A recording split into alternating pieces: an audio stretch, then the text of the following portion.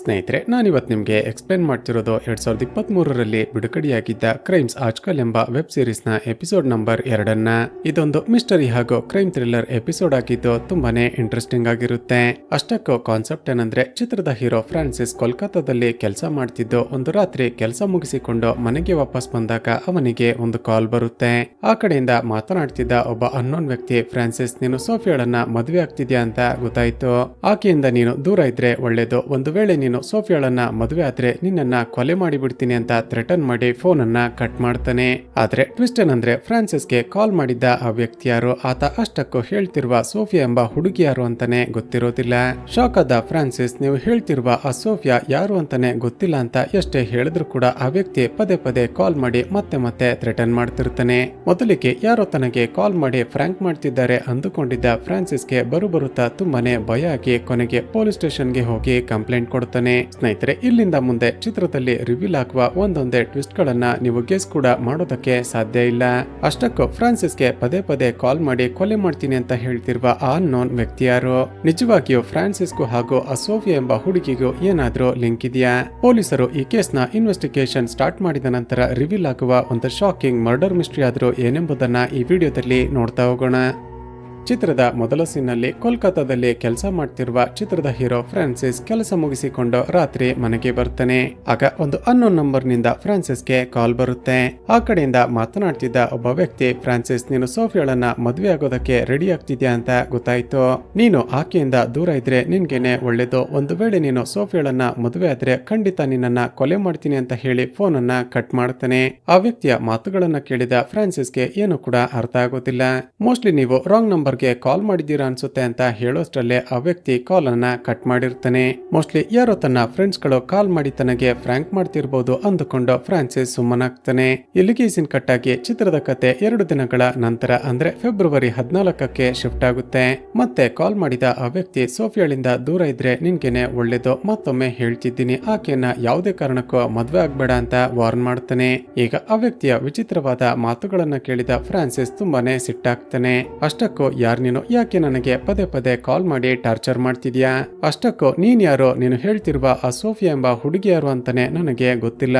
Mostly ನೀನು ಯಾರಿಗೋ ಕಾಲ್ ಮಾಡೋದಕ್ಕೆ ಹೋಗಿ ನನಗೆ ಮಾಡಿದ್ಯಾ ಅನ್ಸುತ್ತೆ. ಆದರೆ ಆ ಕಡೆಯಿಂದ ಮಾತನಾಡ್ತಿದ್ದ ಆ ವ್ಯಕ್ತಿ ಮತ್ತೆ ಮತ್ತೆ ಅದನ್ನ ಹೇಳ್ತಾ ಫ್ರಾನ್ಸಿಸ್ ನ ಫೋಟೋಗೆ ಬೆಂಕಿ ಅಂಟಿಸ್ತಿರೋದನ್ನ ನೋಡ್ತೀವಿ. ಈಗ ಆ ವ್ಯಕ್ತಿ ಕಾಲ್ ಮಾಡಿ ತನ್ನ ಬಗ್ಗೆ ಎಲ್ಲವನ್ನು ಕರೆಕ್ಟ್ ಆಗಿ ಹೇಳ್ತಿದ್ದ ಕಾರಣ ಫ್ರಾನ್ಸಿಸ್ಗೆ ಭಯ ಆಗಿ ತಕ್ಷಣ ಪೊಲೀಸ್ ಸ್ಟೇಷನ್ಗೆ ಓಡಿ ಬರ್ತಾನೆ. ಲೇಡಿ ಸಬ್ ಇನ್ಸ್ಪೆಕ್ಟರ್ ಸುಮಿತ್ರಾಳನ್ನ ಮೀಟ್ ಮಾಡಿ, ಮೇಡಮ್, ನನ್ಗೆ ಯಾರೊಬ್ಬ ಅನ್ನೋನ್ ವ್ಯಕ್ತಿ ಪದೇ ಪದೇ ಕಾಲ್ ಮಾಡಿ ಕೊಲೆ ಮಾಡ್ತೀನಿ ಅಂತ ಥ್ರೆಟನ್ ಮಾಡ್ತಿದ್ದಾನೆ. ಆದ್ರೆ ಆತ ಯಾರು, ಸೋಫಿಯಾ ಎಂಬ ಹುಡುಗಿ ಯಾರು ಅಂತಾನೆ ಗೊತ್ತಿಲ್ಲ. ದಯವಿಟ್ಟು ನನಗೆ ಪ್ರೊಟೆಕ್ಷನ್ ಕೊಡಿ. ಅವನನ್ನ ಆದಷ್ಟು ಬೇಗ ಅರೆಸ್ಟ್ ಮಾಡಿ ಅಂತ ರಿಕ್ವೆಸ್ಟ್ ಮಾಡ್ತಾನೆ. ಮೊದಲಿಗೆ ಸುಮಿತ್ರಾ ಕೂಡ, ಯಾರೋ ನಿನ್ಗೆ ಫ್ರಾಂಕ್ ಮಾಡ್ತಿರ್ಬೋದು, ಇದೆಲ್ಲ ಕಾಮನ್ ಅಷ್ಟೇ, ನೀನೇನೋ ತಲೆ ಕೆಡಿಸಿಕೊಳ್ಬೇಡ ಅಂತ ಧೈರ್ಯ ಹೇಳ್ತಾಳೆ. ಮೊದಲೇ ಹೆದರಿಕೊಂಡಿದ್ದ ಫ್ರಾನ್ಸಿಸ್, ಮೇಡಮ್ ಏನ್ ಹೇಳ್ತಿದ್ದೀರಾ? ಆ ವ್ಯಕ್ತಿ ನನ್ಗೆ ಕಾಲ್ ಮಾಡಿ ನನ್ನ ಹೆಸರು, ಮೊಬೈಲ್ ನಂಬರ್ ಹಾಗೂ ಮನೆಯ ಅಡ್ರೆಸ್ ಅನ್ನ ಕರೆಕ್ಟ್ ಆಗಿ ಹೇಳ್ತಿದ್ದಾನೆ. ಅವನಿಗೆ ಎಷ್ಟೇ ಅರ್ಥ ಮಾಡಿಸೋದಕ್ಕೆ ಪ್ರಯತ್ನ ಪಟ್ಟರು ಕೂಡ ಆತ ನನ್ನ ಮಾತನ್ನೇ ಕೇಳಿಸಿಕೊಳ್ತಿಲ್ಲ. ಮೋಸ್ಟ್ಲಿ ಆತ ಒಬ್ಬ ಸೈಕೋ ಕಿಲ್ಲರ್ ಅಂತ ಅನಿಸ್ತಿದೆ. ದಯವಿಟ್ಟು ಅವನನ್ನ ಅರೆಸ್ಟ್ ಮಾಡಿ ನನಗೆ ಪ್ರೊಟೆಕ್ಷನ್ ಕೊಡಿ ಅಂತ ಬೇಡಿಕೊಳ್ತಾನೆ. ಈಗ ಸುಮಿತ್ರಾ ಸರಿ ಅಂತ ಆ ವ್ಯಕ್ತಿಯ ಮೊಬೈಲ್ ನಂಬರ್ ಅನ್ನ ಇಸ್ಕೊಂಡು ಇನ್ವೆಸ್ಟಿಗೇಷನ್ ಸ್ಟಾರ್ಟ್ ಮಾಡ್ತಾಳೆ.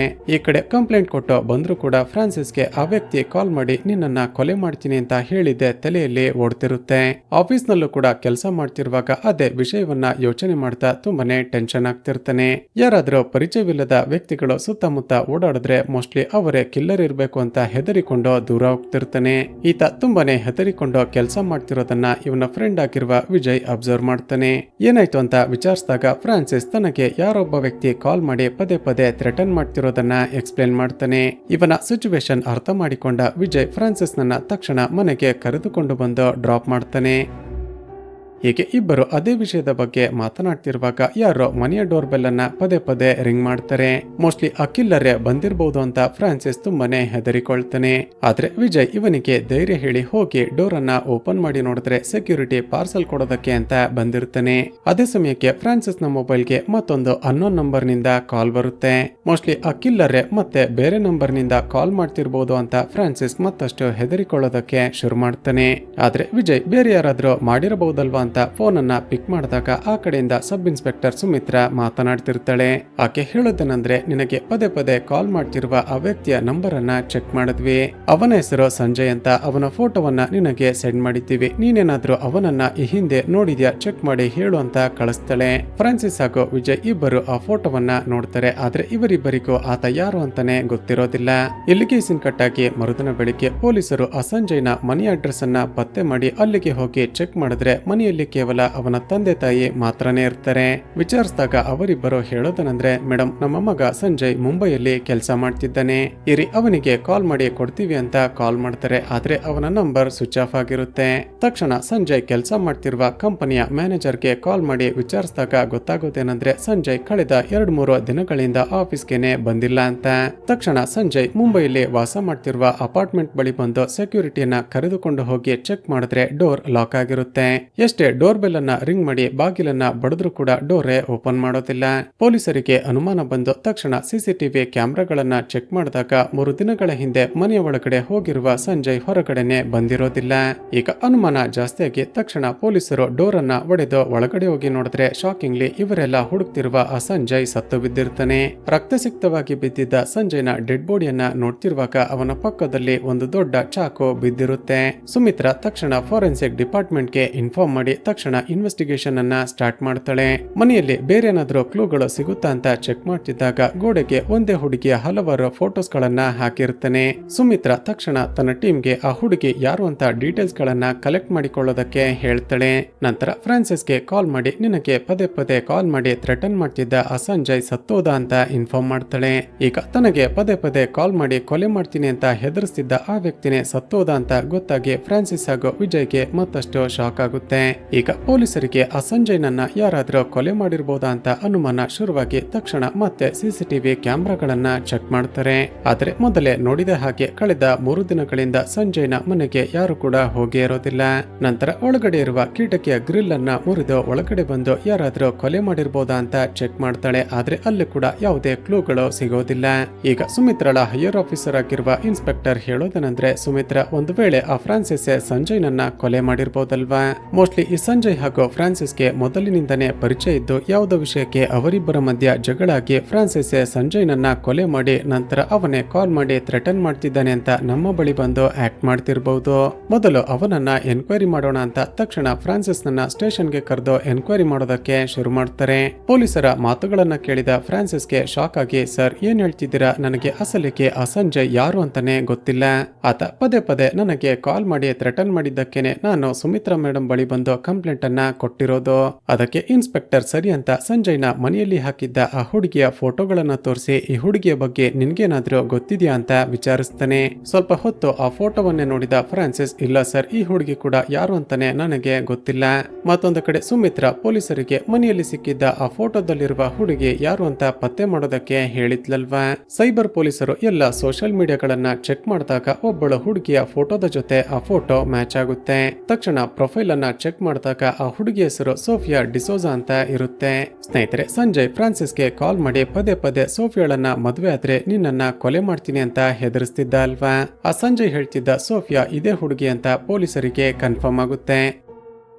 ಮತ್ತೊಂದು ಕಡೆ ಕೆಲಸಕ್ಕೆ ಅಂತ ಮುಂಬೈಗೆ ಹೋಗಿದ್ದ ತಮ್ಮ ಮಗ ಸತ್ತೋದ ಅಂತ ಗೊತ್ತಾಗ್ತಿದ್ದ ಹಾಗೆ ಸಂಜಯ್ನ ತಂದೆ ತಾಯಿ ತುಂಬಾನೇ ಎಮೋಷನಲ್ ಆಗಿ ಅಳ್ತಾರೆ. ಈಗ ಪೊಲೀಸರು ಆ ಸೋಫಿಯಾ ಡೀಟೇಲ್ಸ್ ಗಳನ್ನ ಚೆಕ್ ಮಾಡಿದಾಗ ಆಕೆ ಮುಂಬೈನ ಒಂದು ದೊಡ್ಡ 5 ಸ್ಟಾರ್ ಹೋಟೆಲ್ ನಲ್ಲಿ ರಿಸೆಪ್ಷನಿಸ್ಟ್ ಆಗಿ ಕೆಲಸ ಮಾಡ್ತಿದ್ದಾಳೆ ಅಂತ ಗೊತ್ತಾಗುತ್ತೆ. ತಕ್ಷಣ ಆ ಹೋಟೆಲ್ಗೆ ಹೋಗಿ ಸಂಜಯ್ನ ಫೋಟೋವನ್ನ ತೋರಿಸಿ, ಈ ಹುಡುಗ ಯಾರು ಅಂತ ನಿನ್ಗೆ ಗೊತ್ತಿದ್ಯಾ? ಆ ಹುಡುಗನ ಮನೆಯ ತುಂಬಾ ನಿನ್ನ ಫೋಟೋಗಳನ್ನೇ ಹಾಕಿಕೊಂಡಿದ್ದಾನೆ ಅಂತ ವಿಚಾರಿಸ್ತಾರೆ. ಸ್ನೇಹಿತರೆ, ಈಗ ರಿವೀಲ್ ಆಗುವ ಟ್ವಿಸ್ಟ್ ಏನಂದ್ರೆ, ಆ ಸೋಫಿಯಾಗೂ ಕೂಡ ಆ ಸಂಜಯ್ ಯಾರು ಅಂತಾನೆ ಗೊತ್ತಿರೋದಿಲ್ಲ. ಇದನ್ನ ಕೇಳಿದ ಸುಮಿತ್ರಾ ಹಾಗೂ ಬೇರೆ ಪೊಲೀಸರಿಗೆ ಮತ್ತಷ್ಟು ಶಾಕ್ ಆಗುತ್ತೆ. ಒಬ್ಬರಿಗೊಬ್ಬರಿಗೂ ಕನೆಕ್ಷನ್ ಇಲ್ದಿದ್ರು ಆತ ಫ್ರಾನ್ಸಿಸ್ಗೆ ಕಾಲ್ ಮಾಡಿ ಈ ಸೋಫಿಯಾಳನ್ನ ಮದ್ವೆ ಆಗ್ಬೇಡ ಅಂತ ಯಾಕೆ ಥ್ರೆಟನ್ ಮಾಡ್ತಿದ್ದ. ನಂತರ ಫ್ರಾನ್ಸಿಸ್ ನ ಫೋಟೋ ತೋರಿಸಿ ಅವನ ಬಗ್ಗೆ ವಿಚಾರಿಸಿದಾಗ ಆತ ಕೂಡ ಯಾರು ಅಂತಾನೆ ಸೋಫಿಯಾಗೆ ಗೊತ್ತಿರೋದಿಲ್ಲ. ಈಗ ಈ ಕೇಸ್ ನಲ್ಲಿ ಏನಾಗ್ತಿದೆ ಅಂತ ಸುಮಿತ್ರಾ ಹಾಗೂ ಬೇರೆ ಪೊಲೀಸರಿಗೆ ತುಂಬಾನೇ ತಲೆ ಕೆಡುತ್ತೆ. ಈಗ ಸಂಜಯ್ನ ಮನೆಯಲ್ಲಿದ್ದ ಆಕೆ ಬೇರೆ ಬೇರೆ ಫೋಟೋಸ್ ಗಳನ್ನ ತೋರಿಸಿ ವಿಚಾರಿಸಿದಾಗ ಆಕೆ ಹೇಳೋ ಹೇಳೋದೇನಂದ್ರೆ, ಮೇಡಮ್ ಈ ಎಲ್ಲ ಫೋಟೋಸ್ ಗಳನ್ನ ನಾನು ನನ್ನ ಸೋಷಿಯಲ್ ಮೀಡಿಯಾ ಅಕೌಂಟ್ ನಲ್ಲಿ ಅಪ್ಲೋಡ್ ಮಾಡಿದ್ದೆ. ನೀವು ವಿಚಾರಿಸ್ತಿರುವ ಆ ಸಂಜಯ್ ಎಂಬಾತ ನನ್ನ ಸೋಷಿಯಲ್ ಮೀಡಿಯಾ ಅಕೌಂಟ್ ನಿಂದ ಈ ಎಲ್ಲ ಫೋಟೋಸ್ ಗಳನ್ನ ಡೌನ್ಲೋಡ್ ಮಾಡಿದ್ದಾನೆ ಅಂತ ಹೇಳ್ತಾಳೆ. ನಂತರ ಸಂಜಯ್ ನ ಮನೆಯಲ್ಲಿ ಮತ್ತೆ ಹೋಗಿ ಚೆಕ್ ಮಾಡಿದ್ರೆ ಏನಾದ್ರೂ ಕ್ಲೂಗಳು ಸಿಗಬಹುದು ಅಂತ ಸುಮಿತ್ರಾ ಇನ್ಸ್ಪೆಕ್ಟರ್ ಹಾಗೂ ಫೋರೆನ್ಸಿಕ್ ಡಾಕ್ಟರ್ ನನ್ನ ಕರೆದುಕೊಂಡು ಹೋಗ್ತಾಳೆ. ಮೊದಲಿಗೆ ಇದೊಂದು ಕೊಲೆ ಇರಬಹುದು ಅಂತ ಅಂದುಕೊಂಡಿದ್ದ ಡಾಕ್ಟರ್ ಮತ್ತೊಮ್ಮೆ ಮನೆಯನ್ನ ಸೂಕ್ಷ್ಮವಾಗಿ ಗಮನಿಸಿ, ಮೇಡಮ್ ಇದು ಆತ್ಮಹತ್ಯೆ ಕೂಡ ಆಗಿರೋದಕ್ಕೆ ಸಾಧ್ಯ ಇದೆ. ಯಾಕಂದ್ರೆ ಒಂದು ವೇಳೆ ಸಂಜಯ್ ನನ್ನ ಯಾರಾದ್ರೂ ಹಿಂದಿನಿಂದ ಕತ್ತು ಕುಯ್ದು ಕೊಲೆ ಮಾಡಿದ್ರೆ ಅವನ ಡೆಡ್ ಬಾಡಿ ಹಿಂದಕ್ಕೆ ಬಿದ್ದಿರ್ತಿತ್ತು.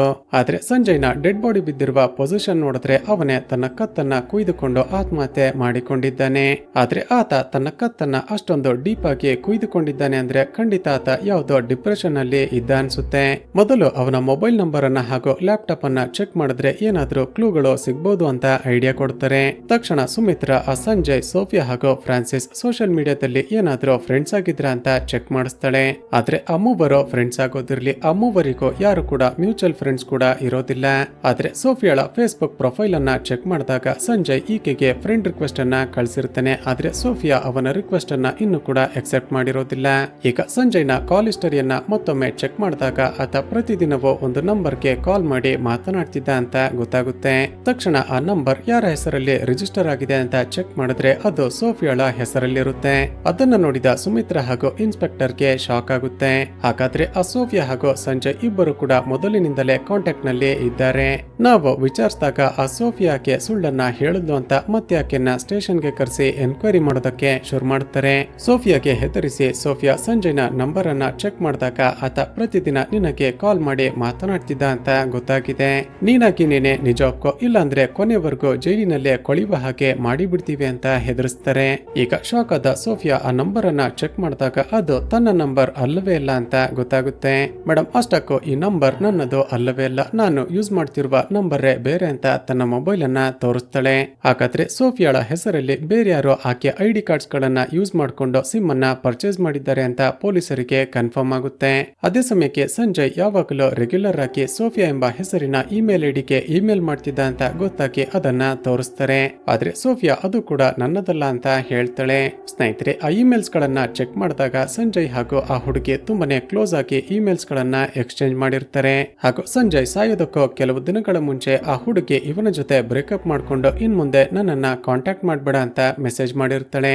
ವಿಷಯವೇನಂದ್ರೆ ಆ ಹುಡುಗಿ ನನ್ನ ಮನೆಯಲ್ಲಿ ನನಗೆ ಬೇರೊಬ್ಬ ಹುಡುಗನನ್ನ ನೋಡ್ತಿದ್ದಾರೆ. ಇನ್ ಮುಂದೆ ನಾವಿಬ್ರು ರಿಲೇಶನ್ಶಿಪ್ ನಲ್ಲಿ ಇರೋದು ತುಂಬಾನೇ ಕಷ್ಟ, ಸೊ ನಾವಿಬ್ರು ಬ್ರೇಕಪ್ ಮಾಡಿಕೊಳ್ಳೋಣ ಅಂತ ಹೇಳಿರ್ತಾಳೆ.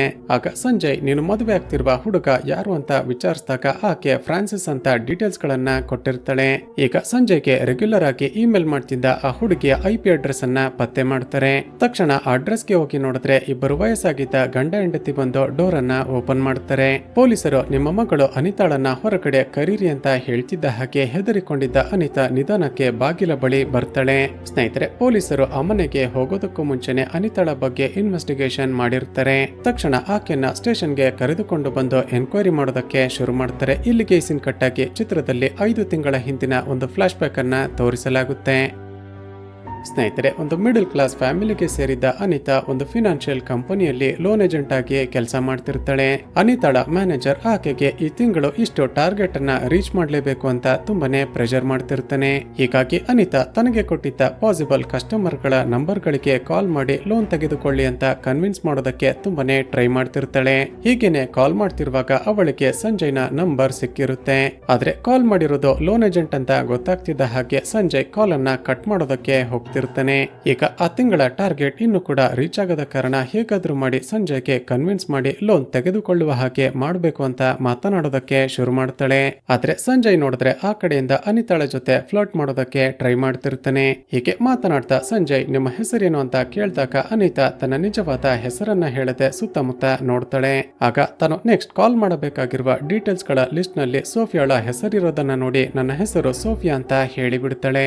ಈ ಕಡೆ ಸಂಜಯ್ ಕೂಡ ಕ್ಯಾಶುಯಲ್ ಆಗಿ ಮಾತನಾಡ್ತಾ ನಿನ್ನ ಪರ್ಸನಲ್ ನಂಬರ್ ಕೊಡು ಅಂತ ಕೇಳ್ತಾನೆ.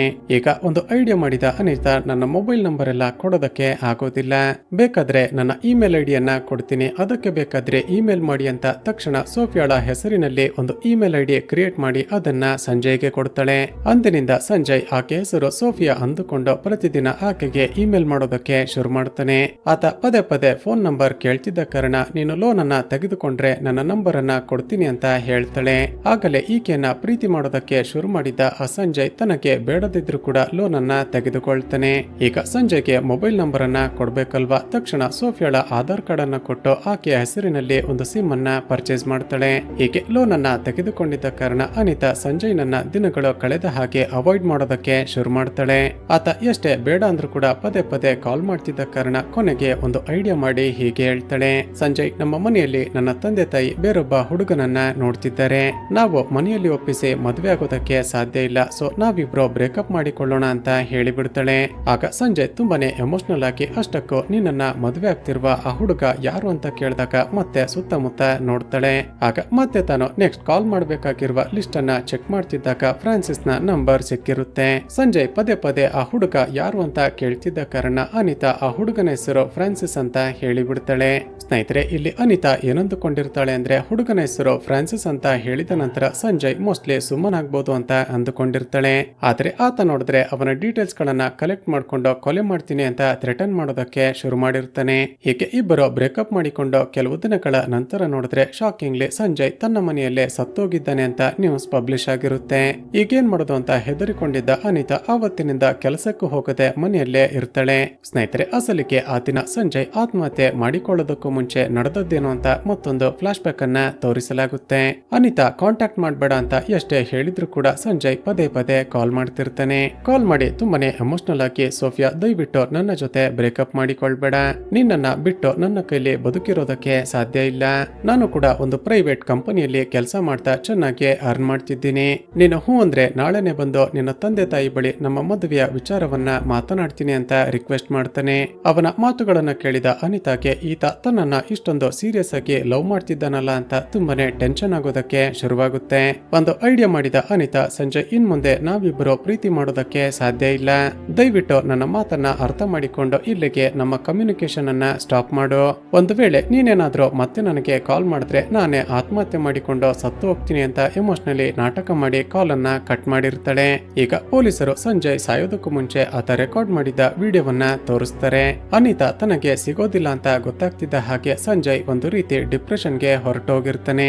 ಸೋಫಿಯಾ ನಿನ್ನನ್ನ ಮರೆತು ನನ್ನ ಕೈಲಿ ಬದುಕಿರೋದಕ್ಕೆ ಸಾಧ್ಯ ಇಲ್ಲ, ಹಾಗಂತ ನಾನೇನಾದ್ರೂ ನಿನ್ನನ್ನ ಕಾಂಟ್ಯಾಕ್ಟ್ ಮಾಡೋದಕ್ಕೆ ಪ್ರಯತ್ನ ಪಟ್ರೆ ನೀನು ಆತ್ಮಹತ್ಯೆ ಮಾಡಿಕೊಳ್ತೀನಿ ಅಂತ ಹೇಳಿದ್ಯಾ, ನೀನು ಚೆನ್ನಾಗಿರ್ಬೇಕು, ನಿನಗೆ ಏನು ಕೂಡ ಆಗ್ಬಾರ್ದು, ನಿನ್ನನ್ನ ಮರೆತು ನನ್ನ ಕೈಲಿ ಇರೋದಕ್ಕೆ ಸಾಧ್ಯ ಆಗ್ತಿಲ್ಲ, ಸೊ ನಾನೇ ಆತ್ಮಹತ್ಯೆ ಮಾಡಿಕೊಂಡು ಸತ್ತು ಹೋಗ್ತೀನಿ ಅಂತ ದೊಡ್ಡ ಚಾಕುವಿನಿಂದ ತನ್ನ ಕತ್ತನ್ನ ಕುಯ್ದುಕೊಂಡು ಸತ್ತು ಹೋಗ್ತಾನೆ. ಆ ಮೂಲಕ ತನ್ನ ಕಂಪನಿಯ ಟಾರ್ಗೆಟ್ ಅನ್ನ ಅಚೀವ್ ಮಾಡೋದಕ್ಕೆ ತಾನೇ ಸೋಫಿಯಾ ಅಂತ ನಾಟಕ ಮಾಡಿ ಸಂಜಯ್ನ ಆತ್ಮಹತ್ಯೆಗೆ ಕಾರಣ ಆದ ಅನಿತಾಳನ್ನ ಪೊಲೀಸರು ಅರೆಸ್ಟ್ ಮಾಡಿ ಜೈಲಿಗೆ ಕಳಿಸ್ತಾರೆ. ಹಾಗೂ ಇಲ್ಲಿಗೆ ಈ ಚಿತ್ರ ಮುಕ್ತಾಯವಾಗುತ್ತೆ.